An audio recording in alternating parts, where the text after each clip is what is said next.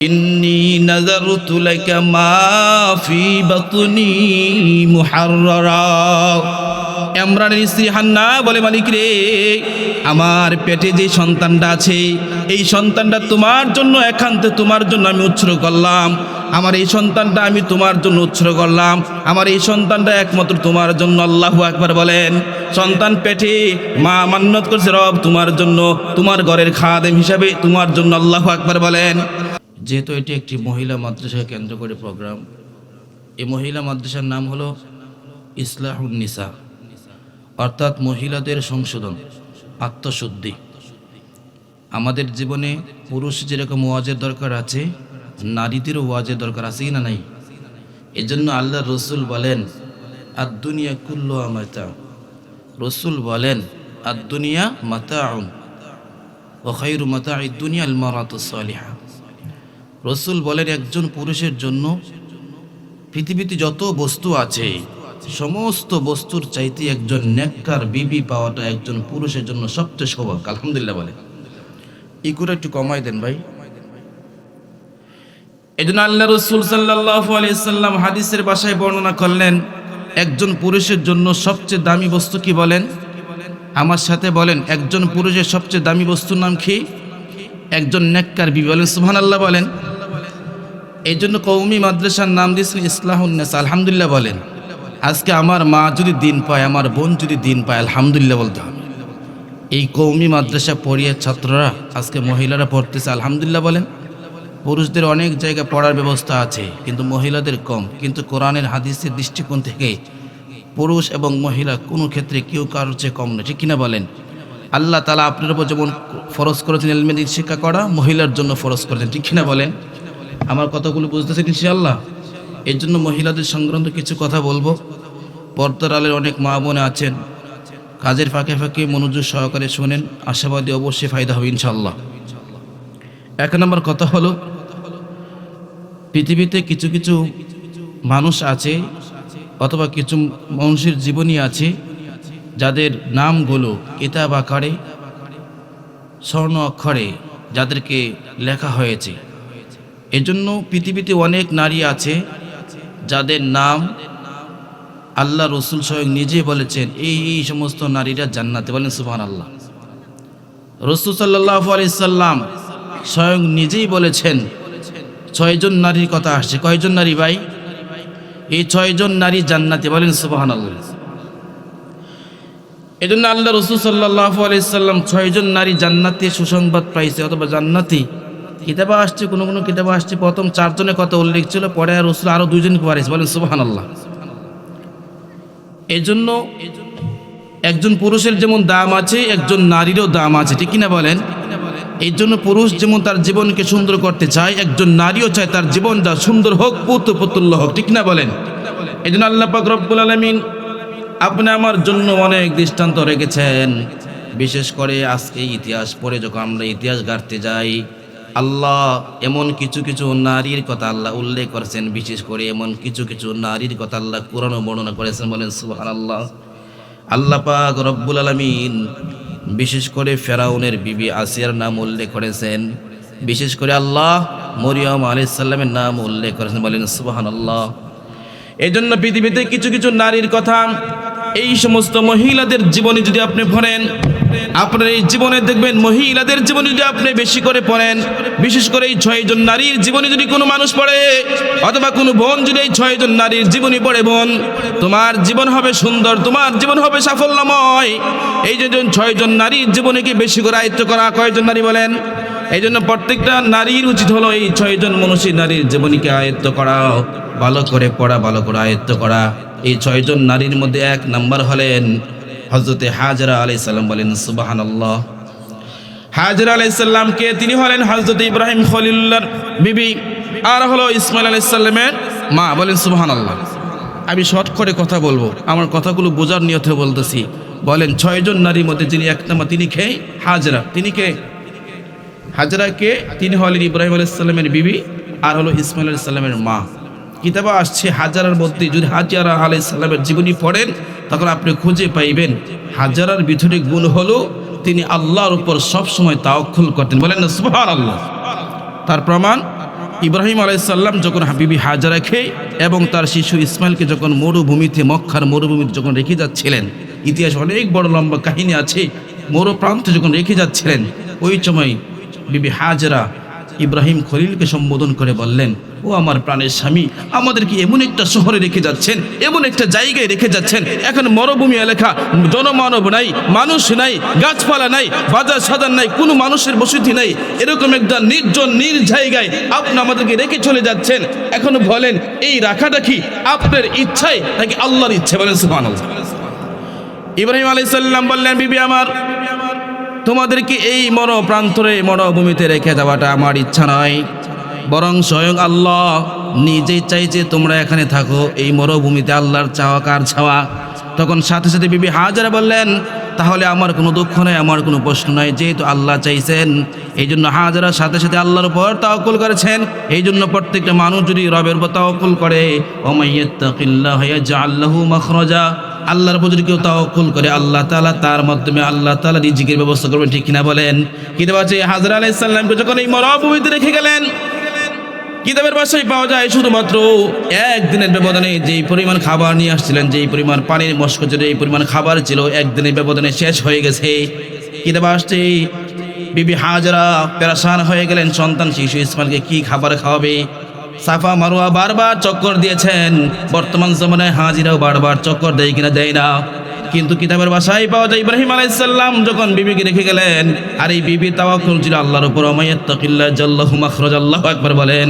কারণ পৃথিবীতে এমন কোনো মাখলুক নাই, ওয়ামা মিন দাব্বাতিন ফিল আরদি, পৃথিবীতে এমন কোনো মাখলুক নাই, এমন কোনো প্রাণী নাই যেই পানিকে আল্লাহ তাআলা না খায় রাখে। ঠিক না বলেন? হাজারা তো বিবি হাজারা তো আল্লাহর উপর তাওয়াক্কুল, আল্লাহ তো না খায় রাখবে না। কিতাবের ভাষায় পাওয়া যায় আল্লাহ পাক ইব্রাহিম আলাইহিস সালামের সন্তান ইসমাইলের পদতলে পায়ের নিচে জমজমের পানি ব্যবস্থা করে। মানে সুবহানাল্লাহ। এই জন্য বরু জুরহুম গোত্রের লোকেরা যখন ইসমাইল আলাইহিস সালামের পায়ের নিচ থেকে পানি বেরোতে শুরু করলো, জমজমের পানি, আজও পর্যন্ত মক্কা মদিনা যারা হিজরত করে জমজমের পানি আনে কিনা আনে না, কিয়ামত পর্যন্ত এই বরকতপূর্ণ পানি শেষ হবে। আল্লাহু আকবার বলেন। কিতাবে আসছে তারাই ছিল এই মক্কার মরুভূমিতে, তারাই সর্বপ্রথম আদাবত করেছে। আজও হাজার হাজার মানুষ এই জমজমের পানি তো আনে, আর মক্কা নগরীতে হাজার হাজার লক্ষ লক্ষ মানুষের সমাগম। আল্লাহু আকবার বলেন।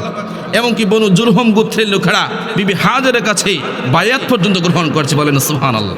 এই জন্য আমরা এই হাজারা থেকে ইতিহাস হলো, শিক্ষা হলো যে হাজার আলাইহিস সালাম আল্লাহর উপর তাওয়াক্কুল করেছেন। এই জন্য প্রত্যেকটা মা আর প্রত্যেকটা বোনের উচিত হলো আল্লাহর উপর তাওয়াক্কুল করা। ঠিক না বলেন? আজকে আমরা যারা এখানে আছি, আমাদের প্রত্যেকের তাওয়াক্কুল কার উপর থাকবে? বলেন ইনশাআল্লাহ। এলো এক নম্বর কথা বলেছি ইনশাআল্লাহ। দুই নম্বর নারী হলো ফেরাউনের বিবি আসিয়ার কথা আসছে। কার কথা বলেন? কিতাবে আসছে ওই সময় মিশরের সবচেয়ে জালেম ছিলেন ফেরাউন। ফেরাউনের মতন জালেম আর কেউ ছিলেন না। কিতাবে আসছে ফেরাউনের বিবি আসিয়া গোপনে গোপনে, এবং কি মন্ত্রীর বিবিও পর্যন্ত গোপনে গোপনে ঈমান নিয়ে আসছিল, ফেরাউনকে না জানায় মুসা নবীর উপর ঈমান আনছে। বলেন সুবহানাল্লাহ বলেন। ঘটনার মূল কথা হচ্ছে এই কথাগুলো যখন ফেরাউনের কর্ণ পর্যন্ত পৌঁছে গেল যে আপনার বিবি স্বয়ং নিজেই ইসলাম ধর্ম গ্রহণ করেছে। কিতাবে আসছে আল্লাহ পাক রব্বুল আলামিন এখনো আসিয়াকে ঈমান দান করছে। বলেন সুবহানাল্লাহ।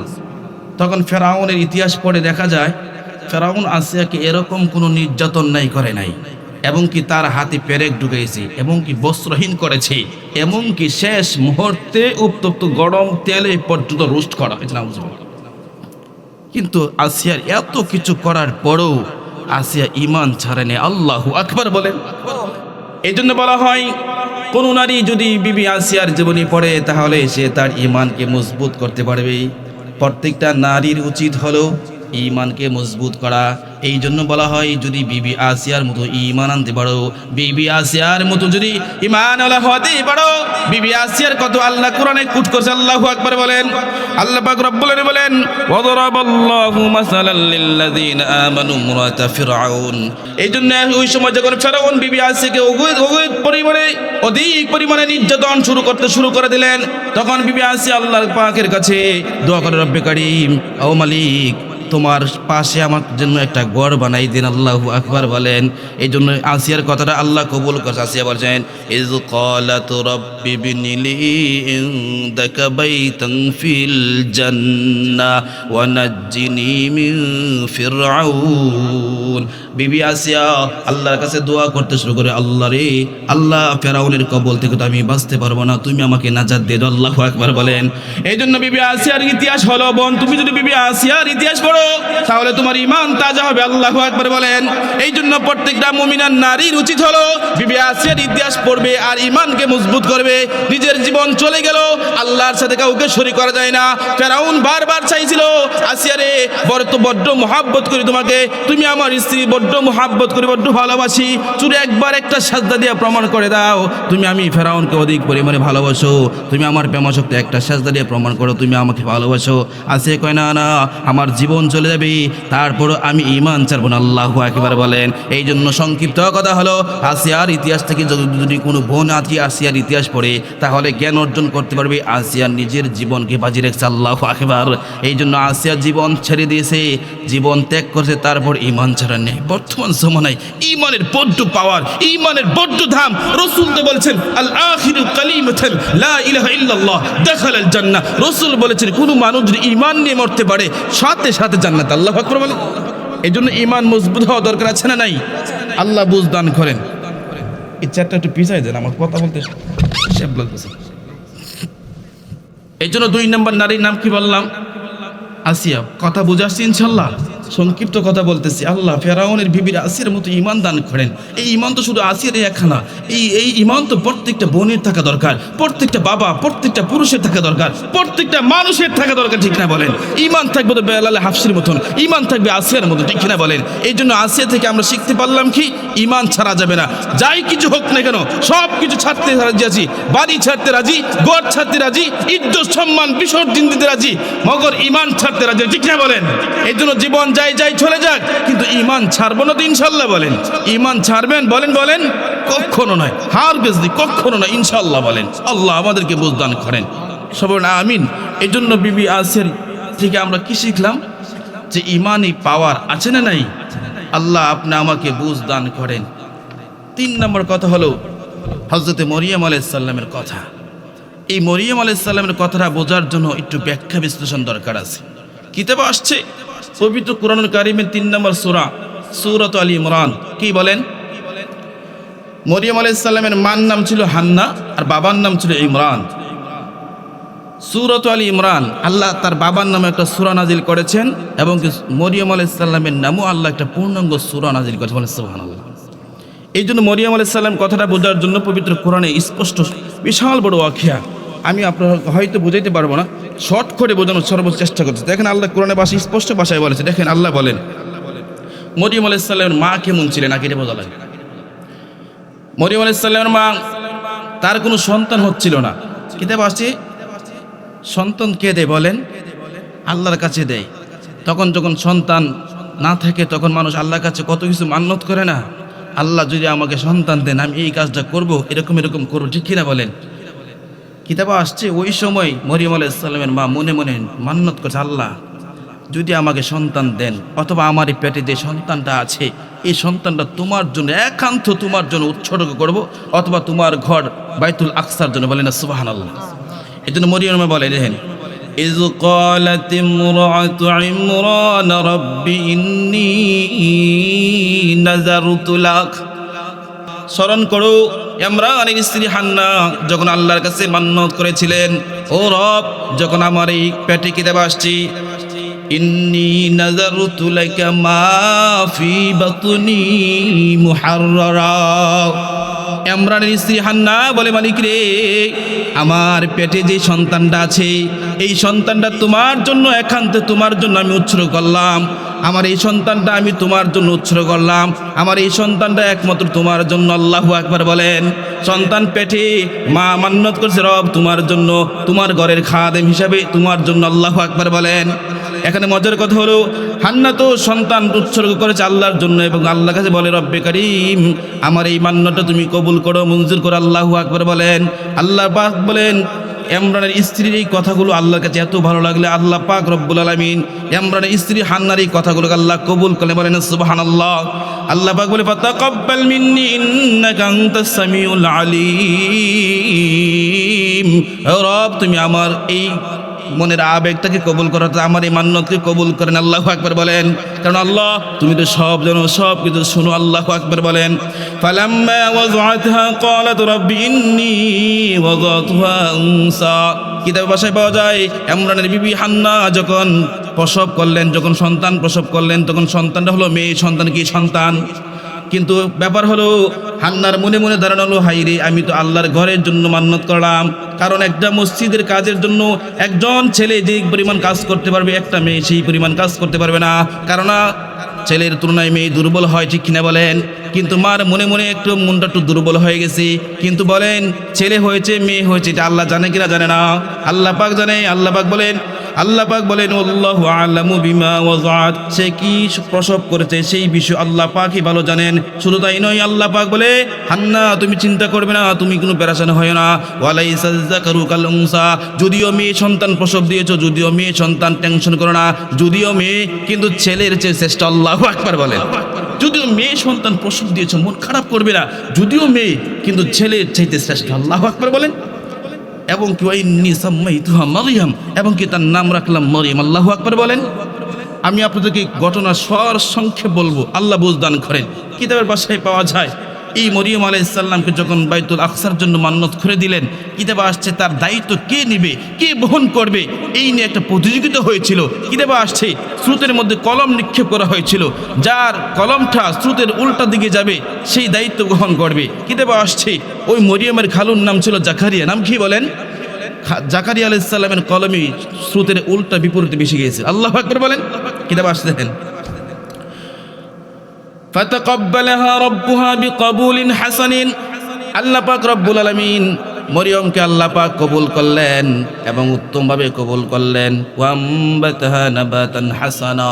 শুধু তাই নয়, আল্লাহ তাআলা মরিয়মকে সুন্দর একটা ব্যবস্থাপনা শুরু করে দিলেন, সুন্দর একটা ব্যবস্থা করে দিলেন। অর্থাৎ তার এই দায়িত্ব অর্পণের জন্য, আল্লাহ তাআলা থাকা খাওয়ার জন্য, অর্থাৎ মেহরাব, অর্থাৎ মরিয়মের যাতে কোনো কষ্ট না হয়, থাকা খাওয়ার যা যা প্রয়োজন আল্লাহ তাআলা সুন্দর ব্যবস্থা করলেন তার খালু জাকারিয়ার মাধ্যমে। আল্লাহু আকবার বলেন। মরিয়ম আলাইহিস সালাম তার খালুর অধীনে থাকতে শুরু করলেন, অর্থাৎ বাইতুল আকসায় থাকতে শুরু করলেন, মেহরাবে। কিতাবে আসছে ওয়াকাফফালাহা জাকারিয়া কুল্লামা দাখালা আলাইহা জাকারিয়াল মিহরাব ওয়াজাদা ইনদাহা রিজকা। কিতাবে আসছে জাকারিয়া আলাইহিস সালাম যখন মরিয়ম আলাইহিস সালামের দায়িত্ব বহন করলেন, দায়িত্ব নিলেন, এই জন্য কিতাবে আসছে জাকারিয়া আলাইহিস সালাম একদিন ঘটনাক্রমে এক সফরে চলে গেলেন। কিন্তু মরিয়ম যে তার দায়িত্ব তার অধীনে ছিল তার খেয়াল নাই। মনে হঠাৎ করে মনে হয়েছে, হাইরে আমি তো মরিয়মকে কামরায় রেখে আসলাম, মরিয়মকে তো আমি বাসায় রেখে আসলাম, মরিয়মের খাবার টাবার কে দিবে, কে বহন করবে? হঠাৎ করে 4 দিন পরে তার মনে হয়েছে, কয়েকদিন পরে 4 দিন পরে মনে হয়েছে, হাইরে আমি না মরিয়মের দায়িত্ব নিয়েছিলাম, মরিয়মকে রাইখা দূরে চলে গেছে সফরে, মনে নাই। মেয়ের দায়িত্ব তো বহন করছে খালু, কিন্তু খালু দূরেও চলে গেছে। কিতাবে আসছে কুল্লামা দাখালা আলাইহা জাকারিয়াল মিহরাব, যখন 3 দিন 4 দিন পরে যখন মরিয়মের রুমে ঢুকলেন, কামরায় ঢুকলেন, কুল্লামা দাখালা আলাইহা জাকারিয়াল মিহরাব, তখন জাকারিয়া আলাইহিস সালাম যখন মরিয়মের কামরায় ঢুকলেন, ওয়াজাদা ইনদাহা রিজকা, কিছু রিজিক পাইলেন, কিছু ফলন পাইলেন, খাবার পাইলেন, যেই খাবারগুলো মৌসুমবিহীন, যেই খাবারগুলো আনসিজন ফল, আনসিজন খাবার। জাকারিয়া আলাইহিস সালাম আশ্চর্য বোধ করলেন, মরিয়ম রে আমি তো 3 দিন 4 দিন সফরে চলে গিয়েছিলাম, আমি তোমার কাছে আসি রে, রুমের দরজা বন্ধ ছিল, এই খাবার কোত্থেকে আসলো, এই খাবার কোন জায়গায় থেকে আসলো, কি করে আসলো? প্রশ্ন জাগে কিনা জাগে না বলেন? মরিয়ম আলাইহিস সালামকে প্রশ্ন করলেন, মরিয়ম সাথে সাথে জবাব দিলেন, ক্বালা ইয়া মরিয়ামু আন্না লাকি হাযা। মরিয়ম রে এই খাবারগুলো কোত্থেকে আসলো, কে দিল, কিভাবে আসলো? মরিয়ম সাথে সাথে জবাব দেয়, ক্বালাত হুয়া মিন ইনদিল্লাহ। মরিয়ম জবাব দেয়, এই খাবারগুলো দুনিয়ার কোনো মানুষ দেয় নাই, বরঞ্চ আরশের মালিক আসমান থেকে আল্লাহ পাঠাইছেন। আল্লাহু আকবার বলেন। অর্থাৎ আসমানি রিজিক আল্লাহ পাক মরিয়মের ঘরে কামরায় পাঠিয়েছে। আল্লাহু আকবার বলেন। ক্বালাত হুয়া মিন বিহামদিল্লাহ ইন্নাল্লাহা ইয়ারযুকু মান ইয়াশাউ বিগাইরি হিসাব। কয় আল্লাহ যাকে রিজিক দিতে চান আল্লাহ হিসাববিহীন রিজিক দিতে চান। এই জন্য আশ্চর্যবোধ হওয়ার কিছু নাই, আসমানের রব রিজিক দিয়েছে। আল্লাহু আকবার বলেন। এই জন্য কিতাবে আসছে মরিয়ম কোনো সাধারণ মেয়ে ছিল না। মরিয়ম এক নাম্বার আমলওয়ালা বুজুর্গ মহিলা ছিলেন, বুজুর্গ আল্লাহওয়ালা মহিলা, যার কারণে ইতিহাস সাক্ষী হয়ে দাঁড়িয়েছে কোনো মা যদি মরিয়মের জীবনী পড়ে, মরিয়মের ইতিহাস পড়ে, ওই মাও আল্লাহওয়ালা হবে, ওই মাও বুজুর্গ হবে। যেমনি মরিয়মের মাও বুজুর্গ ছিলেন, আল্লাহু আকবার বলেন। এক হলো মরিয়মের বাবাও বুজুর্গ, আল্লাহু আকবার বলেন, কারণ তার বাবাও তো একজন নবী ছিলেন, আল্লাহু আকবার বলেন। কিতাবে আসছে এই মরিয়মের গর্ভেই আল্লাহ তাআলা ঈসা নবীর জন্ম দিয়েছে, আল্লাহু আকবার বলেন। কিতাবে আসছে দুইজন ফেরেশতা আসলেন। কিতাবে আসছে ইজ ক্বালাতিল মালাইকাতু ইয়া মারইয়াম ইন্নাল্লাহা ইবাশশিরুকি। দুইজন কিতাবে আসছে ফেরেশতারা আয়েশা সুসংবাদ দিয়েছে, মরিয়ম রে তোমার পেটে আল্লাহ তাআলা তোমাকে সুসংবাদ জানাচ্ছে, তোমার গর্ভে আল্লাহ মসিহ অর্থাৎ ঈসা নামে তোমাকে একজন সন্তানের সুসংবাদ দিচ্ছে। মরিয়ম আলাইহিস সালামকে বলছে মরিয়ম টেনশন করো না, আল্লাহ চাচ্ছে তোমাকে দিবে। মরিয়ম আলাইহিস সালামকে এও বলা হয়েছিল যে সন্তানটা আসবে ওই সন্তানটা দুলনায় কথা বলবে, আল্লাহু আকবার বলো। ওই কাল্লিমুন নাস ফিল মাহদি কাহলান। কিতাবে আসছে এই সন্তানটা সাধারণ কোনো সন্তান না, মরিয়ম সাধারণ কোনো সন্তান, এই সন্তানটা দুলনায় অবস্থায় কথা বলবে, আল্লাহু আকবার বলেন। তখন মরিয়ম আলাইহিস সালাম আবার বললেন ক্বালাত রব্বি আন্না ইয়াকুনু লি ওয়ালাদুন ওয়া লাম ইয়ামসাসনি বাশারুন। কিতাবে আসছে তিনি বললেন এটা কি করে সম্ভব, আমাকে তো কোনো পুরুষ স্পর্শ করে নাই, অথবা আমি তো কোনো খারাপ কাজে জড়িত হই নাই, তাহলে সন্তান কি করে আসবে? আমি তো একজন সতীসাধ্যী নারী, আমি তো একজন কুমারী নারী, আমাকে কোনো পুরুষ স্পর্শই করে নাই, যে আমার ঘরে সন্তান আসবে তো আসবে কি করে, ঠিক না বলেন? প্রশ্ন জাগে কিনা জাগে না? তখন মরিয়ম আলাইহিস সালামকে ফেরেশতারা বললেন মরিয়ম এটা আল্লাহ চাচ্ছে। কে চাচ্ছে বলেন? ক্বালা কাযালিকাল্লাহু, এটা আল্লাহর ইচ্ছা। কার ইচ্ছা বলেন? ইয়াখলুকু মা ইয়াশা, আল্লাহ যা ইচ্ছা করেন তা সৃষ্টি করতে পারেন। ইযা ক্বাযা আমরান ফাইন্নামা ইয়াকুলু লাহু কুন ফায়াকুন। মরিয়ম রে চিন্তা করার কারণ নাই, আল্লাহ যদি কোনো বিষয় স্থির করেন আল্লাহ যা চান তাই করে, আল্লাহ যদি বলে কোন হয়ে যায়, ঠিক কিনা বলেন? এই জন্য মরিয়ম আলাইহিস সালামের চিন্তা ফিকিরও মিল আছে কিনা আছে না বলেন? কিন্তু মরিয়ম আলাইহিস সালামের ইতিহাস থেকে আমরা কি পাই জানেন? এক পর্যায়ে মরিয়ম আলাইহিস সালাম যখন জানতে পারলে যেটা আল্লাহর পক্ষ থেকে আল্লাহ দিচ্ছে, আল্লাহর পক্ষ থেকে আসলে তো আমার আর কোনো ভয়ের কারণ নাই, ঠিক কিনা বলেন? এই জন্য মরিয়ম আলাইহিস সালাম নিজেকে একটু নিয়ন্ত্রণ করতে পারলেন। আবার মনে মনে চিন্তা করতেছেন আমার ঘরে যে সন্তান আসবে, আমার পেটে যে সন্তান আসবে, কিভাবে আসবে? কিতাবে আসছে জিবরিল আমিন ফেরেশতা মরিয়মের মুখে ফুঁক দিছে, গর্ভবতী হয়ে গেছে। কিতাবে আসছে মরিয়ম চিন্তায় পড়ে গেলেন, গ্রামের মানুষ কি বলবে, সমাজের মানুষ আমাকে কি বলবে, সমাজের মানুষ তো আমাকে ধিক্কার করবে কিনা করবে না, এই টেনশনে এই চিন্তা ফিকির করে মরিয়ম কিতাবে আসছে দূরে চলে গেছে, আল্লাহু আকবার বলেন।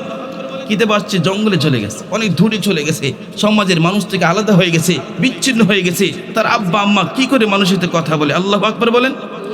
কিতাবে আসছে যখন সন্তান প্রসব হলো তখন মরিয়ম আবার তার কওমের কাছে আসছে, আল্লাহু আকবার বলেন। কুরআনে আল্লাহ কথাটা বলছেন ফাআতাত বিহি কওমাহা তাহমিলুহু ক্বালু ইয়া মারইয়ামু লাকাদ জিতা শাইআন ফারিয়া। যখন তিনি তার সন্তানকে নিয়ে যখন কওমের মানুষের কাছে আসছে, কওমের মানুষটা তাকে তাচ্ছিল্য করতে শুরু করলো, মরিয়ম তোমার বাবাও তো চরিত্রবান ছিল, তোমার মাও তো দুশ্চরিত্রা না, তাহলে তুমি এই কি কাজ করলে, এটা কি করলে? কিতাবে আসছে মরিয়ম আলাইহিস সালাম তখন কোনো কথা বলে নাই, তখন তিনি চুপ ছিলেন। বারবার বলতো তোমার বাবা তো এরকম ছিল না, তোমার মা এরকম ছিল না। কিতাবে আসছে মা কানা আবুকি, তোমার পিতা এরকম ছিল না, ও মা কানাত উম্মুকি বাগিহা, তোমার মাও তো খারাপ ছিল না, তোমার মাও তো পবিত্রা, তোমার বাবাও তো সচ্চরিত্র অধিকারী ছিল। মরিয়ম তুমি এটা কি করলে? মরিয়ম কোনো কথাই বলে না। কিতাবে আসছে মরিয়ম ইশারা করে ফাআশারাত ইলাইহি ক্বালু কাইফা নুকাল্লিমু মান কানা ফিল মাহদি সাবিয়া। মরিয়ম ইশারা করে, ওই দুধের বাচ্চার দিকে ইশারা করে, আমাকে জিজ্ঞাসা করে লাভ নাই, আমাকে বললে তো বললো কি হবে, আমাকে না বলে দুধের বাচ্চাকে বলে, আল্লাহু আকবার বলেন। কওমের লোকেরা আশ্চর্যবোধ হলেন, দুধের শিশু কি করে কথা বলবে, ঠিক কিনা বলেন? কিতাবে আসছে ফাআশারাত ইশারা করছে বাচ্চার দিকে। কিতাবে আসছে কওমের লোকেরা, গোষ্ঠীর লোকেরা, এলাকার মানুষ ওই বাচ্চাকে জিজ্ঞাসা করা শুরু করে, আল্লাহু আকবার বলেন।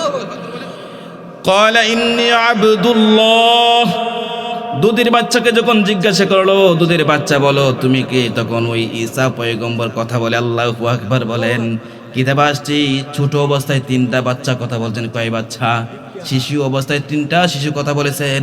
এর মধ্যে 1 নম্বর হলো মরিয়মের সন্তান ঈসা, 2 নম্বর হলো ওই ইউসুফ আলাইহিস সালামের জামানায় জুলাইখার সাক্ষী প্রদান, আল্লাহু আকবার বলেন। 3 নম্বর হলো জুরাইজের মা, জুরাইজ ওই যে বিশাল কাহিনী আছে, জুরাইজের পক্ষ সাক্ষী শিশু বাচ্চা, আল্লাহু আকবার বলেন। কিতাব আসছে قال إني عبد الله آتاني الكتاب وجعلني نبيا। ঈসা নবী তখন বলে আমার মা পবিত্র, আল্লাহু আকবার বলেন। আমার মা পবিত্র, আমার মা কুমারী, আমার মা এক হলো পবিত্র। 2 নম্বর কথা হলো আল্লাহ পাক আমাকে, আমি হলাম আল্লাহর গোলাম। কার গোলাম? কলা ইন্নী আবুদুল্লাহ, আমি আল্লাহর গোলাম, আমি আল্লাহর বান্দা। আতানিয়াল কিতাব, আল্লাহ তাআলা আমাকে কিতাব দিয়ে পাঠিয়েছেন। ওয়াজআলানি নবিয়া, তোমাদের নবী বানাই, আল্লাহু আকবার বলেন। যখন একটা শিশু বাচ্চা কথা বলতে শুরু করল না, কওমের মানুষ আশ্চর্যবোধ হয়ে গেল, কওমের মানুষ আশ্চর্যবোধ হয়ে গেল, তাদের একই চলে আসছে, না না মরিয়ম আসলে পবিত্র, এটা আল্লাহ চাইছে, ঠিক কিনা বলেন? কেননা আল্লাহ তো পিতা ছাড়াও সন্তান দিতে পারে, আল্লাহ মা ছাড়াও সন্তান দিতে পারে কিনা পারে না? বলো তো, আমাদের আদম আলাইহিস সালামের পিতা মাতা নাই, ঠিক কিনা বলেন? অর্থাৎ ঈসা নবীর মা আছে, বাপ নাই, কে দিতে পারে? আল্লাহু আকবার বলেন। আল্লাহ বুঝদান সবাই আমিন বলেন। এই জন্য পিতা মাতা ছাড়াও আল্লাহ সন্তান দিতে পারে, এটা আমাদের ইয়াকিন আছে তো আছে। এই জন্য বোন, যদি মরিয়মের জীবনী পড়ো তো বুঝতে পারো মরিয়ম কত আল্লাহওয়ালা বুজুর্গ মহিলা ছিলেন, আল্লাহু আকবার বলেন। এই জন্য মরিয়মের মতন আমাদের মা বোনরা যদি জীবনটা সাজাইতে পারে, আল্লাহওয়ালা হয়ে যাবে, বুজুর্গ হয়ে যাবে ইনশাল্লাহ বলেন, বলেন ইনশাল্লাহ। 3 নম্বর কথা হলো শেষ। 4 নম্বর কথা হলো আল্লাহ পাক রব্বুল আলামিন 4 নম্বর মহিলা হলো হযরত খাদিজা রাদিয়াল্লাহু তাআলা আনহা, অর্থাৎ আল্লাহ রসুল সাল্লাল্লাহু আলাইহি সাল্লামের প্রথম স্ত্রীর নাম হলো খাদিজা। বলেন রসুলের প্রথম স্ত্রীর নাম কি? বলেন খাদিজাতুল কুবরা। আল্লাহ রসুলের বয়স যখন 25 বছর, খাদিজার বয়স 40 বছর, আল্লাহু আকবার বলেন। কিতাব আসছে আল্লাহ রসুল যখন খাদিজাকে বিবাহ করেন, এক হলো খাদিজা মক্কার মধ্যে সম্ভ্রান্ত পরিবারের, আল্লাহু আকবার বলেন। শুধু তাই নয়, এক হলো সম্ভ্রান্ত পরিবারের, আর 2 নম্বর কথা হলো এই খাদিজা আল্লাহর রসুলকে এত ভালোবাসছেন, এত মোহাব্বত করেছেন, যত জ্বর তুফান আছে, যত সমস্যা আছে, খাদিজার কাছে আসলেই আল্লাহর রসুলের সব কিছু শেষ, আল্লাহু আকবার বলেন। শুধু তাই নয়, রসুলের যত সন্তান আগমন করেছে, রসুলের যত সন্তান দুনিয়াতে আগমন করেছে, সব খাদিজার গর্বের, আল্লাহু আকবার বলেন। কিতাবে আসছে খাদিজার গর্ভে 4 জন মেয়ে সন্তান, 2 জন ছেলে সন্তান আসছে। এই 4 জন কন্যা সন্তানের মধ্যে ফাতেমা, জয়নব, রোকেয়া, উম্মে কুলসুম, আল্লাহু আকবার বলেন। আবার 2 জন ছেলে সন্তান আব্দুল্লাহ, কাসেম, আল্লাহু আকবার বলেন। এই জন্য রসুলের বিবি খাদিজার ব্যাপারে আসছে, যেই দিন খাদিজা ইন্তেকাল করেছিলেন সেই দিন পর্যন্ত খাদিজার কবরে রসুল বসা ছিলেন। অন্যান্য সাহাবায়ে কেরাম আবু বকর, উমর, উসমান উঠে যেতেছে, কিন্তু আল্লাহ রসুল উঠে না। আল্লাহ রসুলকে বলা হয়, ও গো পয়গম্বর, খাদিজার কবর হয়ে গেছে, এখন চলেন চলে যাই। রসুল বলে, না না, আমি খাদিজাকে রেখে যাচ্ছি না, আমি খাদিজাকে রেখে যাইতে পারি